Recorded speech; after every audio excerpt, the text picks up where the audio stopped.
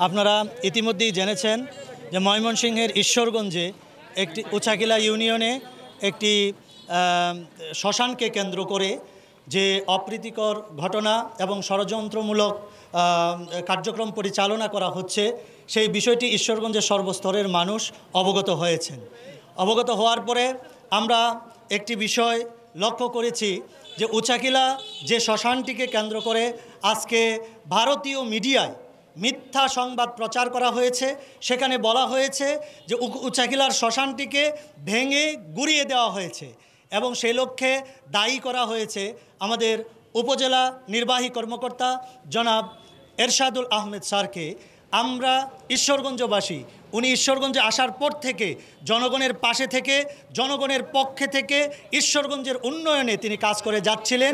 কিন্তু একটি স্বার্থবাদী, কায়েমি স্বার্থবাদী মহল, যারা 5 আগস্টের পর থেকে বিভিন্নভাবে ঈশ্বরগঞ্জের মানুষকে চাঁদাবাজি, সন্ত্রাসী এবং জমি দখল সহ বিভিন্নভাবে অবৈধ সুযোগ সুবিধা গ্রহণ করতেছিল, সেই লক্ষ্যে আমাদের ইউনো মহোদয় সে সমস্ত অন্যায়ের বিরুদ্ধে অবস্থান নিয়ে ন্যায়ের পক্ষে কাজ করতেছিলেন। এমন অবস্থায় ওনার বিরুদ্ধে একটি চক্রান্তে লিপ্ত হয়। প্রশাসনিকভাবে ওনার কাজের কোনো ত্রুটি ধরতে না পেরে এই ধর্মীয় সম্প্রীতির একটা বিষয়, যেখানে সাম্প্রদায়িক একটা বিষয়কে সামনে এনে হিন্দু সম্প্রদায়ের মন্দির ভাঙা হয় নাই। আমি এই মুহূর্তে আজকের এই অবস্থান এবং প্রতিবাদ কর্মসূচি থেকে দাবি জানাচ্ছি, যত ধরনের মিডিয়া আছে এবং সর্বস্তরের গোয়েন্দা সংস্থার কাছে দাবি জানাচ্ছি, আপনারা যান। কারণ আমরা নিজেরা সেখানে গিয়েছিলাম, আমরা দেখেছি মন্দির ভাঙা হয় নাই, সেখানে শ্মশান ভাঙা হয় নাই।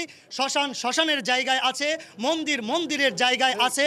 আমরা আজকে ঈশ্বরগঞ্জের মানুষ অত্যন্ত ক্ষুব্ধ, ঈশ্বরগঞ্জের মানুষ হতভম্ব, ঈশ্বরগঞ্জের মানুষ আশ্চর্যান্বিত। হেন অবস্থার কারণে আমরা এর তীব্র নিন্দা এবং প্রতিবাদ জানাচ্ছি। এমন কি আমাদের ইউনো মহোদয়কে যে অভিযোগে অভিযুক্ত করে, মিথ্যা অভিযোগে অভিযুক্ত করে ওনার বদলির আদেশ এসেছে, আমরা প্রশাসনের কাছে বিনীত আরজ করব সেই বদলির আদেশ যেন প্রত্যাহার করে ওনাকে পুনর্বহাল করা হয়।